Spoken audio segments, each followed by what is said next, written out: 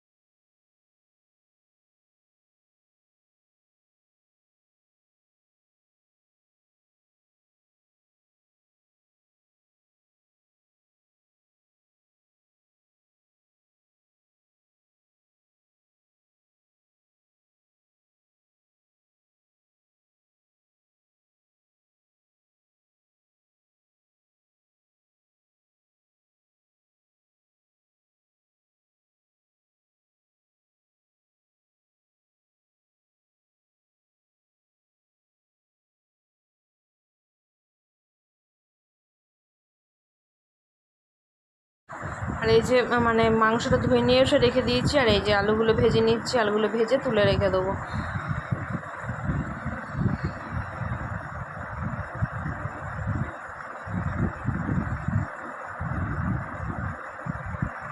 সত্যি কথা বলতে বন্ধুরা, জানো তো আমার চিকেন বলো আর মাটন বলো, আমার দুটোই খেতে ভালো লাগে। আর মাংস হলে সত্যি কথা আমার ভাতটা মনে হয় আমি খেতে পারি, আর মাছ টাছ খেতে না মানে একদমই ভালো লাগে না।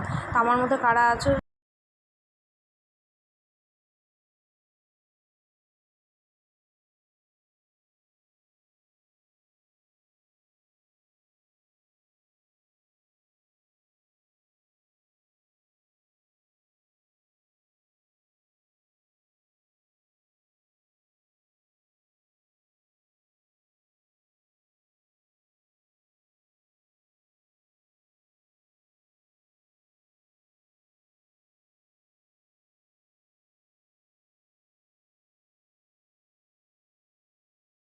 অবশ্যই মানে বুঝতে পেরেছি আমি কী বলতে চাইছি। মানে কী বলো তো, মধ্যবিত্ত সংসারে থেকে যে সবসময় মানুষের সব কথাবার্তা মেনে নেবো এরকম কিন্তু মোটেও না। হ্যাঁ, কিছু করতে না পারি অবশ্যই সেটা মানে পরের ব্যাপার, কিন্তু চেষ্টা করতে তো দোষ নেই। তো আমি এরকম ব্লগ ছাড়ি বলে অনেক রকম কিন্তু কথা বলে, তো এগুলো আমি কিন্তু থেমে থাকবো না। কেন থেমে থাকবো? আর যেখানে স্বামীর সাপোর্ট আছে সেখানে আমি কেন অন্য কারোর কথা শুনে সেটা ছেড়ে দেবো? কখনোই সেটা করব না।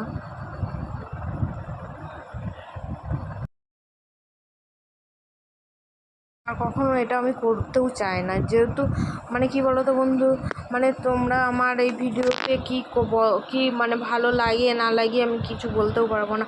তোমরা অবশ্য কমেন্ট করে আমাকে জানাও না। আর তোমাদের এই কমেন্ট পেলে আমি যে মানে কতটা মানে আনন্দ পাই আর কতটা যে এগিয়ে যাওয়ার সাহস পাই সেটা তোমাদের বলে বোঝাতে পারবো না।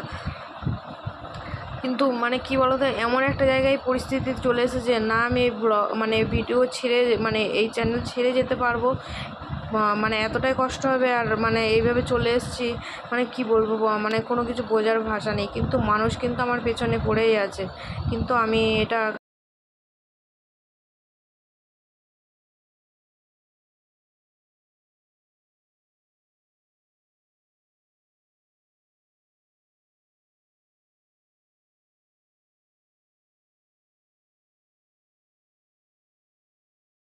হচ্ছে বাড়ির পরিবেশটা কি ভালো লাগছে। আর আমাদের উঠোনটা দেখো এত ভালো লাগে না সামনে, আর চারিদিকে গাছপালা আমাদের বাড়ির। তো কেউ যদি চাও অবশ্যই আমি বাড়ির পরিবেশটা দেখাবো তোমাদের।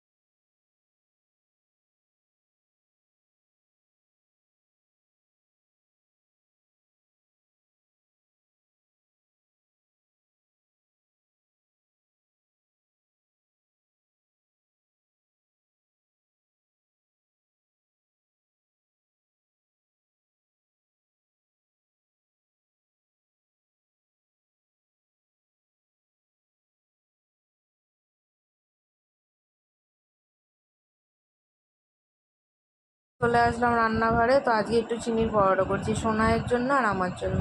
তোমার দাদাভাই এইগুলো খায় না, ওরা আটার জিনিস খাওয়া বারণ, তাই একটা দাদাভাই ঘুমাচ্ছে।